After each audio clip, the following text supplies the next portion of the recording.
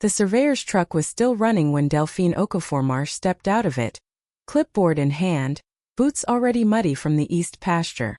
She didn't see me at first. She was measuring the fence line along the creek, calling numbers back to a younger man who wrote them on a yellow legal pad. The cottonwoods were shedding. Little white tufts of them drifted across the field like snow that couldn't decide where to land. I stood at the end of the gravel drive, holding a manila envelope I'd picked up from the county recorder's office that morning. It was not a thick envelope. Didn't need to be. I said her name. Delphine looked up. And something crossed her face. Not guilt exactly, but the cousin of it. The kind of expression a person wears when they've been caught not doing anything wrong technically, but they know the word technically is doing a lot of work. I told her the survey could stop. She looked at the envelope. She looked at me. And then she looked at the farmhouse, my mother's farmhouse with its green shutters and the long porch where Mama Vera used to shell beans every August. And I watched Delphine understand that she had already lost. Welcome to Family Revenge Stories New. My name doesn't matter. What matters is this: the people who get overlooked in this world sometimes leave behind more than anyone expected. And the people who try to take it from them sometimes forget that paper outlasts everything. If this is your first time here, subscribe. Stay until the end. Justice in this story is quiet, precise, and completely irrevocable. I'm a county title examiner. Have been for 11 years. I work out of a 2-room office in Henlow, population 4,000, where I spend my days reading deeds, tracing property lines, and untangling the legal histories of land that people have been fighting over for generations. I am not dramatic by profession or by nature. I am, as my colleague Turi Bautista once told me, the most boring interesting person he's ever met. My mother, Vera Odessa Marchetti Cole, was a woman who grew up on 63 acres in the hill country east of Henlow and never once left it by choice. She raised tomatoes, 3 varieties of pole beans, goats for a while, and me, mostly by herself after my father's accident, and entirely by herself after she remarried when I was 12. Her second husband was Wallace Greer. He was not a bad man.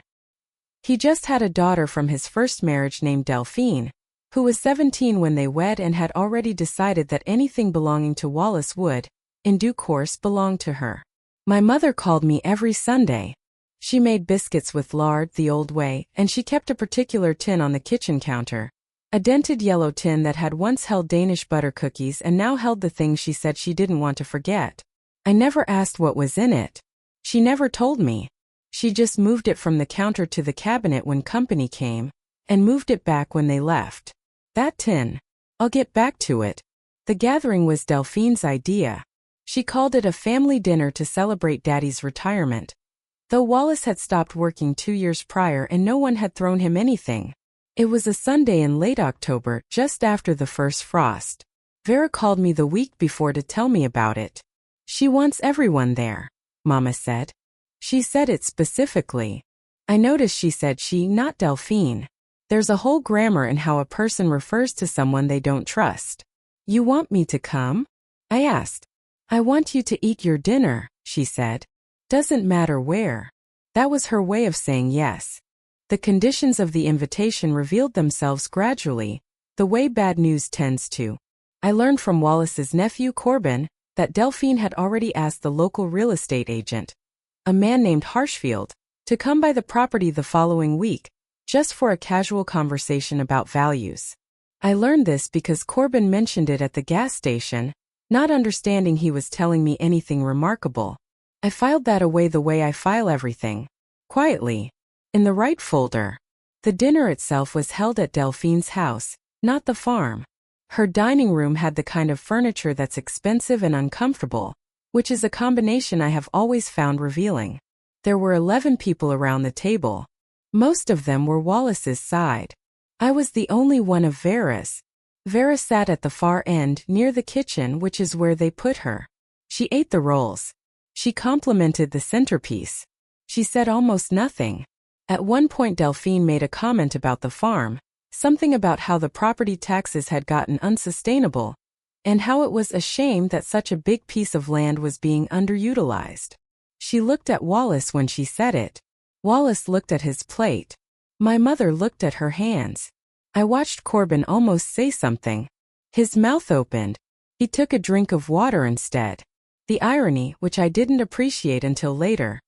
Delphine had based her entire case on the assumption that a woman who spent her life growing food wouldn't know how to read a document.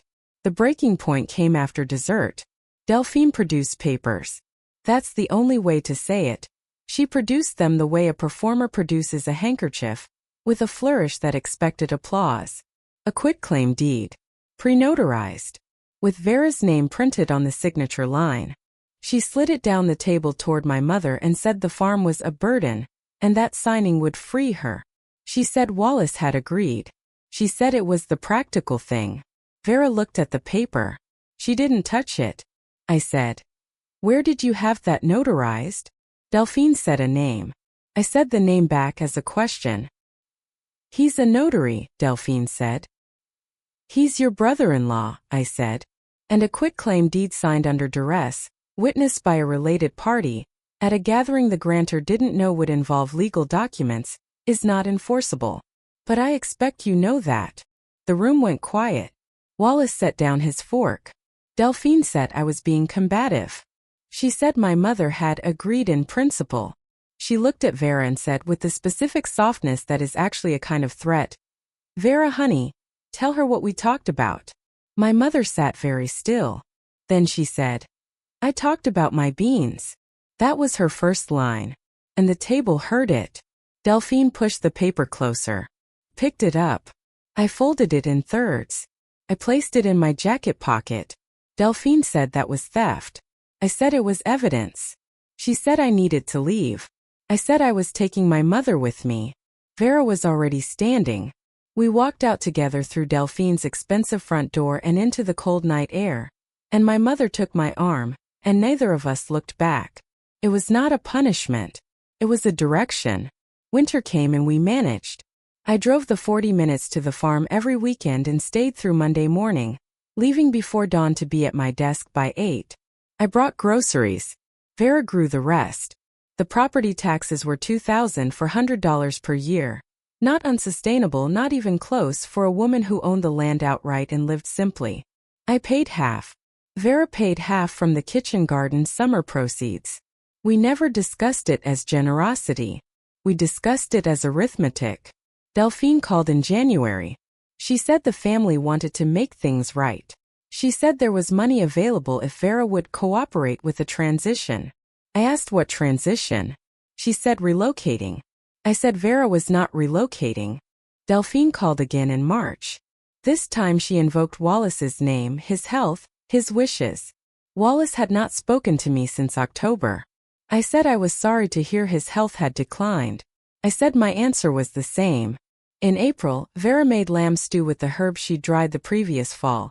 Thyme and rosemary and a bay leaf she'd grown from a cutting her own mother had given her. We ate it at the kitchen table on a Tuesday evening while a cold rain hit the windows, and she told me about the first time she'd made it, 30 years before, for a man who didn't deserve it and didn't say thank you. She laughed when she said it. Not bitterly. Just as a fact. After dinner she went to the cabinet and moved the yellow tin to the counter. She didn't open it. She just moved it. "You'll know what to do with this," she said, "when it's time." That was her second line. I didn't ask. I put the dishes in the drying rack and let it sit there, that tin catching the kitchen light. If you're still here, if this story has you holding your breath the way I was that spring, subscribe to this channel. Stay with us. The rest of the story is almost here, and you'll want the ending to find you. Vera died in early June, peacefully in the farmhouse in her own bed with the windows open. She was 71.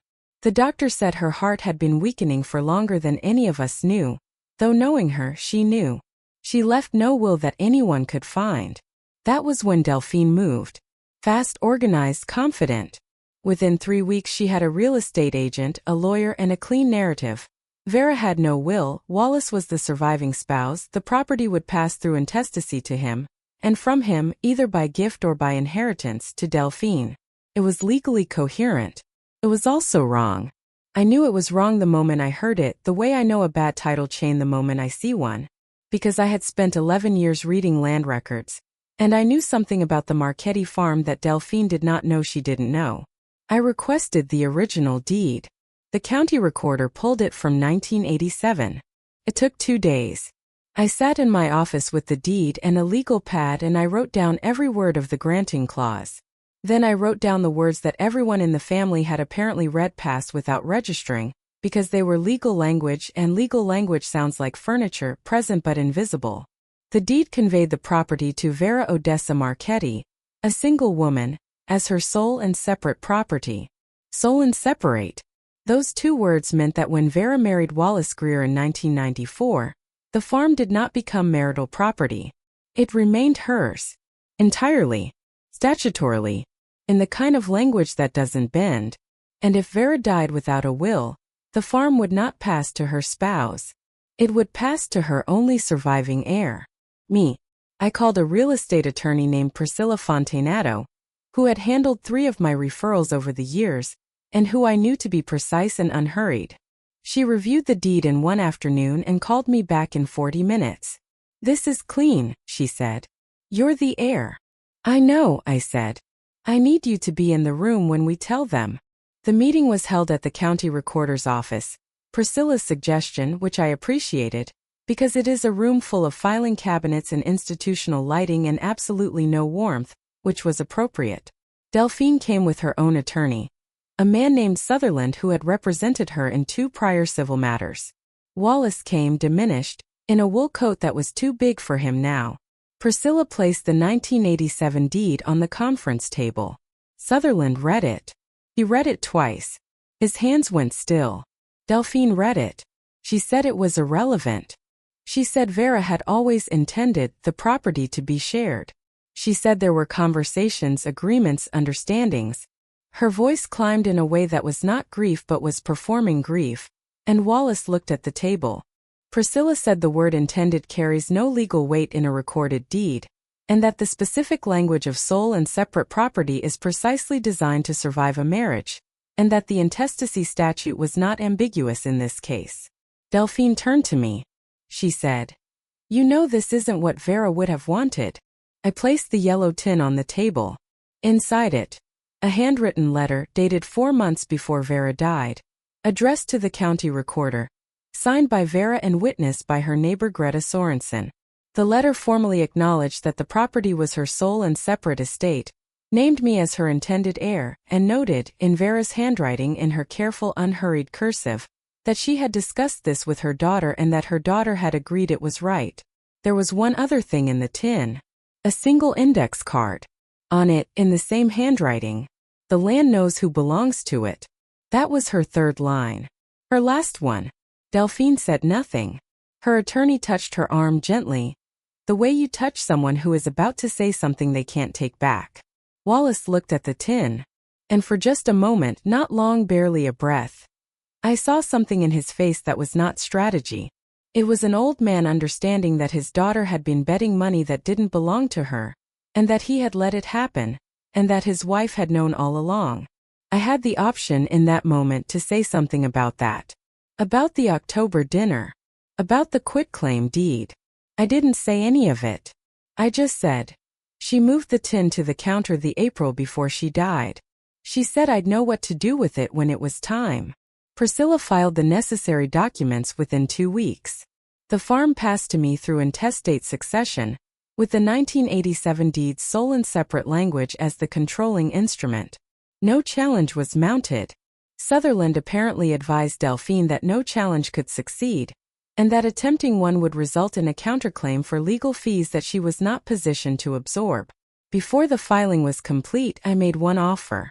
I called Delphine's attorney and said that if Wallace wished to live the remainder of his life on the property, I would not object to a life estate, a legal arrangement that would allow him use of the land without transferring ownership. It was the right thing to do and I could afford the right thing. Sutherland called back the next day. Delphine had declined on Wallace's behalf.